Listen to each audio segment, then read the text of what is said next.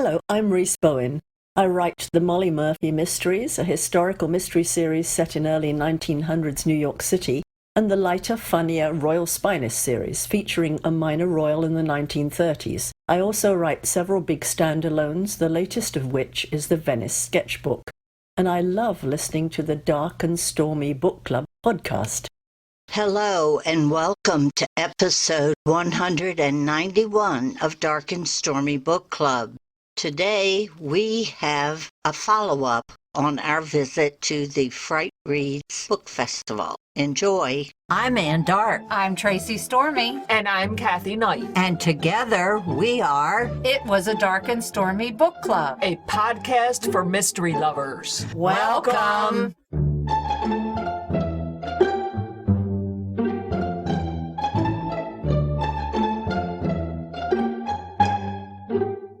If you enjoy our show, please consider contributing to the Dark and Stormy Patreon. By becoming a patron, you will help us create better and quality content. There are also benefits to becoming a patron, such as exclusive content and Dark and Stormy merchandise. Become a supporter at patreon.com/darkandstormybc. Check our website for the link. We appreciate any and all contributions. Thank you. Today we have an interview with two of the authors that we met when we attended the Fright Reads Book Conference on October 2nd of this year.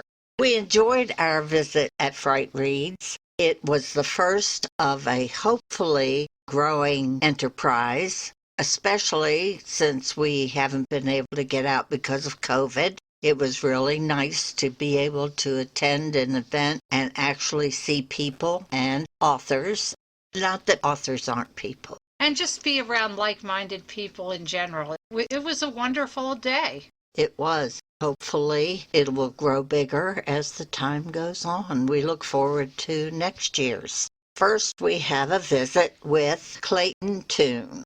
The Burgers Brothers Family Funeral Home is book 1 by Clayton Toon. The second book in the series is called What Lies Between the Lakes. This is his most recent book. It came out September 20th of this year. It is available on Kindle or in paperback. It is self-published. It is listed on Amazon. For a competitive price, Donnie and Frank Burgers' Family Funeral Home will help bury your loved ones. For the right price, Frank Burgers will dig them back up. This scheme brings in extra money for the home, but lands Frank in a morbid mess. Picking up where the Burgers Brothers Family Funeral Home book left off, Frank discovers an anonymous package left at his front door. Inside is damning evidence of his lucrative grave robbing. The person who left this package blackmails Frank into recovering a bizarre object from a teenager's coffin, setting off an amateur investigation that will lead Frank and his friends to unearth a disturbing case and even more menacing secret. Faced with a witness to his crimes, unexpected expenses for the family business, and the unrelenting curiosity of a small-town police officer, Frank must decide how far he's willing to go to save the home and himself. And if he doesn't listen to the peculiar warnings of a few locals, digging up too much history may bury him. We would like to welcome Clayton Toon, not the football player, to the program. He is the author of the Burger Brothers Family Funeral Home. Book 2 is called What Lies Between the Lakes. Welcome, Clayton. Thank you very much for having me. Let's start off by letting our listeners know all about your series. Sure. It's a two-part story that focuses on the Burgers brothers who own a small-town funeral home. It's the last family-owned funeral home in this real town of Murray, Kentucky, and it's not doing too well because of the corporate-owned funeral home across town. And so one brother decides that he would like to sell the home, and the other brother decides that he will do anything it takes to make the extra money, and that's what he does. He ends up selling body parts He comes across a client who just happens to mention that they wish they could have an item that was buried with their ex-wife. And he gets the bright idea that he could get that item back if the money was good. And that's what he does. And so he starts this new business venture of digging up items and selling off parts. That's where book 1 begins, when his older brother finds out what he's doing. Book 2 picks up when he gets himself too deep and gets blackmailed about what he's been doing. And he has to go dig up an item that is buried in the coffin of a teenager that died. And it's at that point that this investigation begins, and they get themselves into an even deeper mess. Both books have a quirky side to them. It's definitely a dark comedy. Book 1 is probably more of the family drama. 2 centers on more of a murder mystery with maybe a touch of paranormal in there as well. Would you consider these young adult books or adults? I would say that it would be adult in the sense that it's about adults. My 13-year-old read the first one. He understood it. He thought it was funny. He enjoyed it. So yes, young adults could probably read it, but it does focus on adults, and there are probably some adult themes in there. There's mild language. It's not too gruesome. The second one has a little bit of violent descriptions, but nothing actually gets violent. There's no sex in the novel. Yeah, I would say that young adults would probably be fine. So it sounds like young adults would be very attracted to this. I mean, I would think so, yeah. What is your background? Oh, goodness. I actually went to college in the town that I wrote about. I went to Murray State University. I studied theater there for 4 years. I moved out to the D.C. area with my wife and son and started work for the federal government. I then switched over to working as a minister for a church and then switched over to working as a massage therapist. Oh, my goodness. All over the map. That's covering a lot of bases. Yeah, I tried to do the massage therapy and the ministry together at the same time. That one did not pan out. But yeah, going from theater to government, preaching, and then massage therapy, yeah. The massage therapy ministry would make an awesome book. Yes, it would. And that could go in a lot of different ways as well. Yeah. Yes. What got you started writing? Oh, gosh. You could probably ask some of the people I grew up with. And one of them even told me that I talked about writing when I was 8 or 9, which I'd forgotten about. For this story in particular, my roommate in college and I had heard about these 2 brothers who got convicted of selling off body parts at their funeral home. And we thought that was the funniest thing. We would go back and forth describing what it would be like to be in this funeral home and have a funeral here. And years later, it grew into this story, and here we are, 2 books later. I guess you could say it's based on a true story if I ever figure out who those 2 guys were. Do you have plans for the series to continue? I have plans to continue working in the town. The 3rd book that I wrote, it's not out yet. It does not center on the Burgers family. It centers on 2 girls. And the girls are mentioned in the 2nd book. So it's all taking place in the same town. And so I kind of want to keep that. I know that Stephen King did a lot in that same fictional town. Adam Sandler movies, he kind of does the same thing. He has this whole Adam Sandler universe where characters come and go. So I wanted to keep that. So I will use these characters again, but other books will focus on different characters, and some will just kind of come in and out as we go. So the theme is the town. The theme is the town. Yeah, that's probably the connecting force there. Will people in the town recognize themselves? Do you put actual people that you've met in the stories you write? I do not.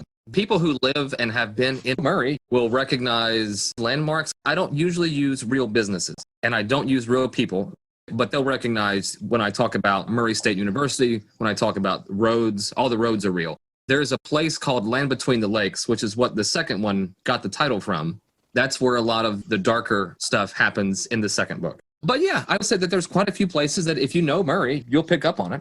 Well, Clayton, we really look forward to reading this. I just downloaded it on my Kindle so I can read it. It looks like something that I'm going to enjoy. And we thank you for talking with us, and we wish you all the best. And when your next book comes out, let us know so we can give it a shout out on the program.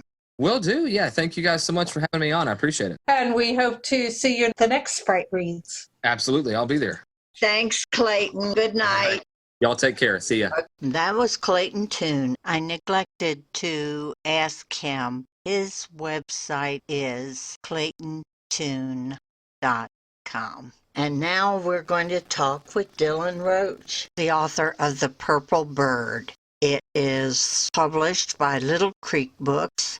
It came out in 2019 and is available on Kindle, hardcover, or paperback on Amazon. No matter how long he has yearned to escape his boring life as an ordinary teenager, nothing can prepare James Shaughnessy for the afternoon when he meets a figment bird called Archit, and the two of them set off for the world of Nalgordia to break a centuries-old curse. Being the hero of his own fantasy adventure isn't exactly what James expected it to be, but when he finds himself caught up in an epic fight against a force of evil, he knows he might be the only one able to stop it. Archit's fate now rests entirely in his hands, and there's no turning back now. We would like to welcome Dylan Roach to the program. He is one of the authors we met at Fright Reads conference, and he has a book called The Purple Bird. Welcome, Dylan. Hey, thank you. It's good to be welcomed. What was your takeaway from Fright Reads?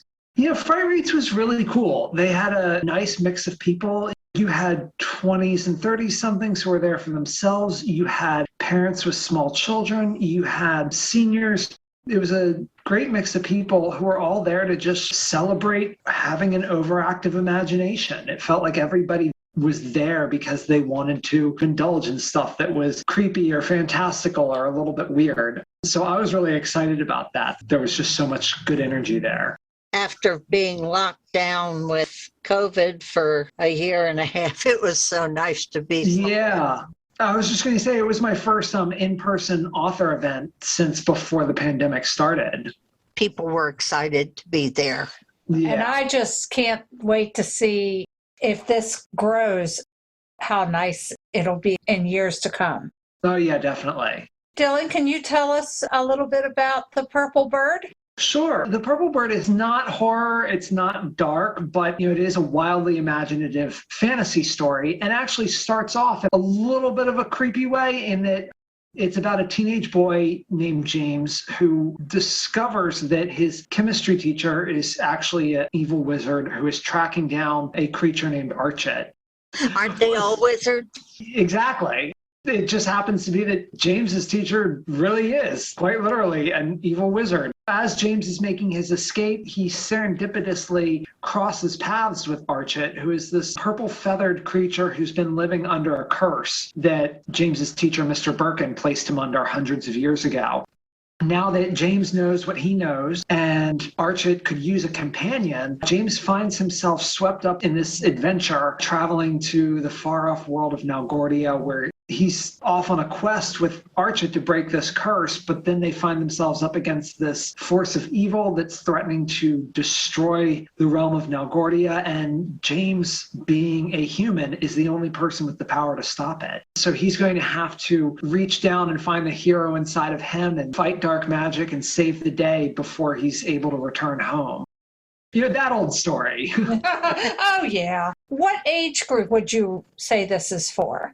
This is young adult YA audience. I would say ages 12 and up. There's nothing in there that's inappropriate for younger readers. I've talked to some middle schoolers and some advanced elementary readers who have really liked it. If they're reading Harry Potter, this would be the same sort of age range. I have also talked to a surprising number of adults with whom it's really resonated because it takes them back to their imaginative self at a young age. People have been saying it reminds them of Labyrinth and Dark Crystal. Oh, okay. Story. Yeah, it's got a real sense of nostalgia to it for adults as well. Well, I found it interesting that Archit is what you call your protagonist and not James. I guess they're both the main character. James's character arc is very much affected by Archit. Archit is his strength and his courage, really the catalyst for him coming into his own as a hero. A lot of adults enjoyed Harry Potter. You're talking to one. She loved Harry Potter. I read every one of them. And my mother read them before she passed. And I think that there's something about Harry Potter that really speaks to the little bit inside of us that really wants to still believe in magic, still wants to escape the real world from time to time. And I think that we don't ever really grow out of that as adults. We